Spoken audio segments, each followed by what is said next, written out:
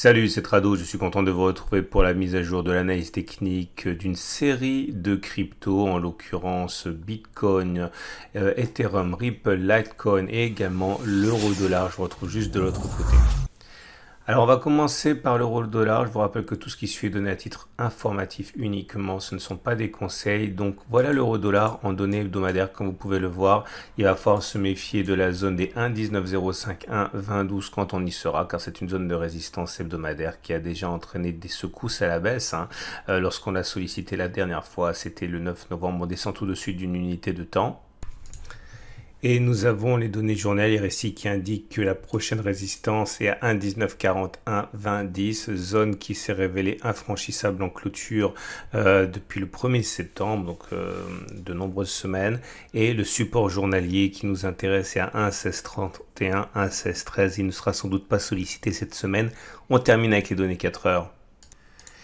Et sur les données intraday, on voit que la tendance est légèrement haussière avec des cours au-dessus de la M50 et de la M20 qui montent. Donc en toute logique, les traders cherchent avant tout à acheter. Des signaux acheteurs de hausse sont donc recherchés. La première solution serait de cerner des signaux qui apparaîtraient au-dessus de la résistance des 1,1920, 1,1887. Mais cette stratégie présente le risque de nous exposer à des résistances qui existent sur les unités de temps supérieures, notamment la résistance journalière et la résistance hebdomadaire. En ce sens, ceux qui veulent acheter attendront peut-être que des signaux aussi apparaissent, mais au-dessus des obstacles, c'est au-dessus des 1,1905, 1,2012, clairement au-dessus de toute cette zone de résistance qui se termine à 1,2012. Autre solution, attendre que l'on revienne sur le support H4 des 1,1771, 1,1745, qui pourrait être l'objet de recherche de signaux haussiers. Comme on peut le voir, cette zone a fonctionné, c'était le 11 novembre.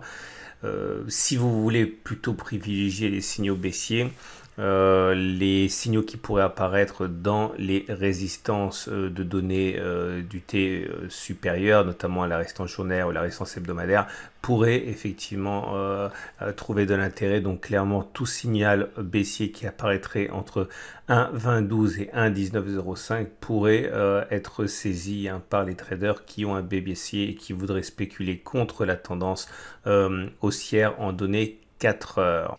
Et on passe aux cryptos, à commencer par Bitcoin. Bitcoin en résistant en données hebdomadaires avec une résistance toute proche, les 19 870, évidemment une zone mythique puisque cela correspondait au plus haut de la célèbre crypto. On s'en est approché, on a failli la toucher cette résistance, on a reflué, c'était la semaine dernière. Pour l'instant, les haussiers sont en embuscade, prenant du recul.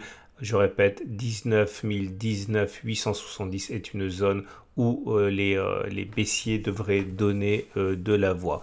On passe aux données journalières. Et nous voyons que la première résistance journalière, on est à son contact, c'est celle des 18 694, 18 925, à quelques encablures à peine de la grande résistance hebdomadaire mentionnée précédemment. La prochaine zone de support journalière, je ne la vois pas avant 14 058, 13 200.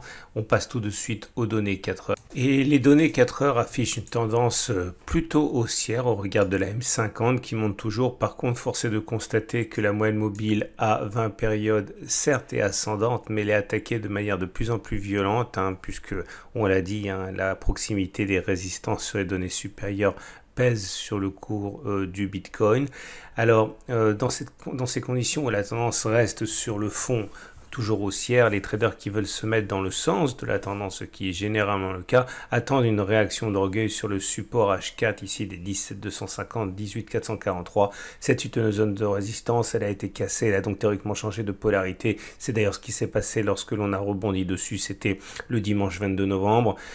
Tout signal de hausse dans cette zone pourrait être saisi par ceux qui ont un biais haussier. En tout cas, ceux qui envisagent d'acheter en prenant un minimum de risque attendent peut-être que l'on passe au-dessus de cette zone de résistance, globalement, toute cette zone H4, résistance journalière, résistance hebdomadaire, bref, une fois que les obstacles seront passés au-dessus de 19 912, eh bien, des signaux haussiers pourraient être pris par ceux qui ont un biais acheteur de manière peut-être un petit peu plus prudente.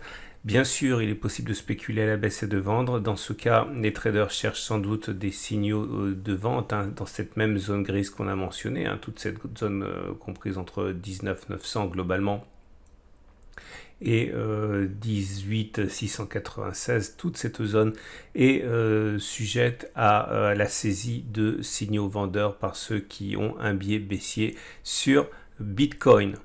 Et c'est parti pour Ethereum qui s'est affranchi la semaine dernière et c'est très important d'une zone ici comprise entre 404 et 490 qui a été du coup résistance pendant des mois avant d'être finalement franchie de manière très claire sur cette semaine du 16 novembre.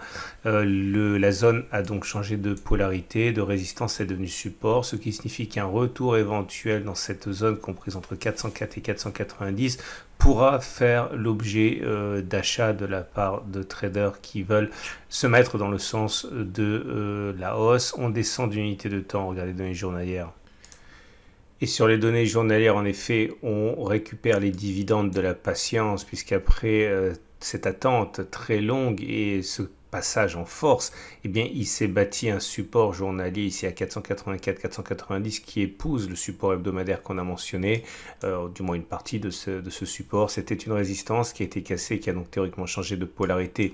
Si il advenait que les cours devaient revenir sur ce support journalier des 484-490, eh bien, des achats pourraient avoir lieu. En tout cas, la prochaine résistance est tellement éloignée que l'on ne voit pas sur le graphe. Cela ne signifie pas qu'on va y aller, bien sûr, en ligne droite, mais les résistances évidentes, on va dire, sont bien au-dessus. La consolidation qui ne manquera pas d'arriver à un moment ou à un autre sera due sans doute à d'autres éléments. On termine avec les données 4 heures. Et pour les données intraday, comme on peut le voir, tendance fortement haussière avec des cours au-dessus de la M20 qui montent, au-dessus de la M50 qui montent. Dans ces conditions, il est évident que les traders cherchent avant tout des points d'entrée. Les points d'entrée seraient un retour sur support et nous sommes justement sur un support, celui des 553-561, précédente résistance qui a été cassée, qui a donc théoriquement changé de polarité et qui peut donner lieu à la recherche de signaux haussiers de la part de ceux qui ont un biais acheteur. L'autre support qui peut être exploité si on y va, c'est celui des 512-524 qui a permis au cours de progresser significativement une fois qu'il a eu été créé, c'était le 22 novembre à 9 h. Et bien sûr, ceux qui veulent acheter peuvent également attendre que l'on passe au-dessus des 581. Si un signal haussier devait apparaître, il serait sans doute saisi. Utiliser ce même seuil des 581, qui est une petite résistance pour spéculer à la baisse, est possible, mais dangereux, puisque ce n'est qu'un support en données 4 heures, donc sur la même unité que la tendance qui est haussière et qui est donc susceptible d'être harcelée par les acheteurs. On passe à la crypto suivante. Alors, suite à de nombreuses demandes, on va également analyser Ripple. Alors, le Ripple actuellement dans une tendance fortement haussière. Néanmoins, contrairement à l'Ethereum, eh bien, la résistance mensuelle n'est pas tellement éloignée que ça. Elle est à 0,77, 0,57, ce qui laisse bien sûr de la marge, puisque cette résistance ne sera rencontrée que dans 30% environ, donc il y a vraiment de la marge, mais elle existe, et le support hebdomadaire est à 0,34, 0,31, zone de résistance qui a entraîné des crues importantes du cours depuis février 2020, qui a été finalement cassé, qui a donc changé de polarité. Si on devait chercher ce support hebdomadaire, il serait considéré comme une zone de support par de nombreux traders. On regarde ce qui se passe sur les données journalières. Et je ne vois pas sur les données journalières quelque chose qui soit plus pertinent que les zones qu'on a déjà mentionnées. On a bien des zones de résistance et de support, mais elles sont incluses à l'intérieur des zones précédentes plus larges. Donc on a des zones à surveiller également sur les données journalières qui sont comprises entre 0,34 et 0,31. Et dans la grande zone de 0,77, 0,57, on termine avec les données 4 heures. Et sur les données intraday, on peut considérer que nous avons bâti une résistance H4 à 0,46, 0,50. Le coup de frein est évident depuis qu'on a construit cette zone sur la bougie du 22 novembre. Ici, je ne vois pas par contre de support significatif sur cette unité de temps, ce qui signifie qu'une baisse pourrait prendre fin à n'importe quel moment, mais de manière assez aléatoire. Ce qui est sûr, c'est que ceux qui veulent se mettre dans le sens de la hausse et acheter attendent soit que l'on revienne sur le support hebdomadaire des des 0,34, 0,31, soit que l'on passe la zone des 0,46, 0,50. Tout signal haussier à l'intérieur de cette zone pourrait être saisi par les traders qui veulent se mettre dans la tendance haussière, puisque au regard de la M20 et de la M50 ascendante, la tendance est bien à la hausse. Ceux qui veulent spéculer à la baisse attendent soit que l'on revienne dans la zone rouge qu'on a mentionnée préalablement, cette zone géante qui a été créée il y a des mois et des mois, c'est la résistance mensuelle des 0,77, 0,57, ou alors un nouvel aveu d'échec sur la résistance H4 des 0,46, 0,50, toujours avec l'idée qu'il s'agit d'un pari plus risqué, puisque la résistance n'est simplement qu'en intraday, donc sur la même unité que la tendance H4 qui est haussière et qui implique que cette résistance H4 risque d'être travaillée férocement par les acheteurs. Et on termine ce tour d'horizon crypto avec le Litecoin qui vient de s'affranchir, mais ça ne se joue pas à grand chose de l'ancienne résistance hebdomadaire des 84, 7, 77, 3. La cassure est très ténue. Néanmoins, et en théorie, la zone a changé de polarité en devenant support. On aurait préféré une cassure plus franche. Ce n'est pas le cas, donc il faut se méfier de la solidité de ce support hebdomadaire qui peut toujours s'avérer être une résistance qui a fait l'objet d'une fausse cassure. Il demeure que pour l'instant, en théorie, il y a des achats qui sont envisagés par les traders haussiers sur cette zone. On descend sur unité de temps journalière. Sur les données journalières, justement, on retrouve un support à 64,8, 56,9. C'était une zone qui a été très fortement travaillée, qui a été cassée de manière très limitée avant de jouer son rôle de support, parce que le cours a massivement rebondi dessus. Cela me rappelle un petit peu ce qui se passe sur les données hebdomadaires actuellement. En tout cas, c'est une zone de support à 64,8, 56,9 qui pourrait intéresser les traders acheteurs si le support hebdomadaire devait faire l'objet d'une fausse cassure. En termes avec les données H4. Et pour cette unité de temps qui intéresse les traders, nous voyons que la tendance est toujours résolument haussière avec des cours au-dessus de la M50, au-dessus de la M20, conditions qui suffisent pour les traders haussiers à rechercher des signaux d'achat. Évidemment, une cassure de la résistance H4 des 84,5, 86,4 serait l'objet de beaucoup de convoitises haussières. Un signal haussier au-dessus de cette zone pourrait attirer les traders. Un retour également sur le support H4 des 83,9, 80,3, pas 8,3, pourrait faire l'objet de recherche de signaux haussiers, d'autant que cela correspond, on l'a vu, à un support beaucoup plus large, le support hebdomadaire des 84, 7, 77,3.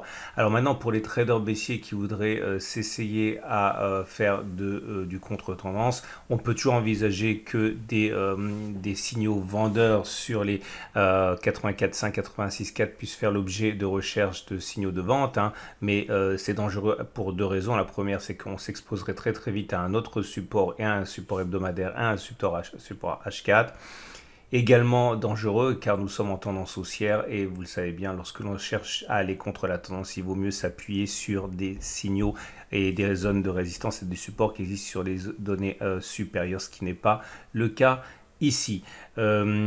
Plus probable un échec ou le fait que l'on repasserait en dessous du support hebdomadaire des 84, 717,3 pourrait faire l'objet de signaux vendeurs et de la prise de signaux vendeurs de la part de traders qui ont un biais baissier, mais bon, ça reste quand même extrêmement haussier. Voilà, je vous invite à regarder à la fin de cette vidéo l'analyse technique pour le moyen terme, mais également la préparation de la semaine de trading pour les indices. C'est par incrustation à la fin de cette vidéo.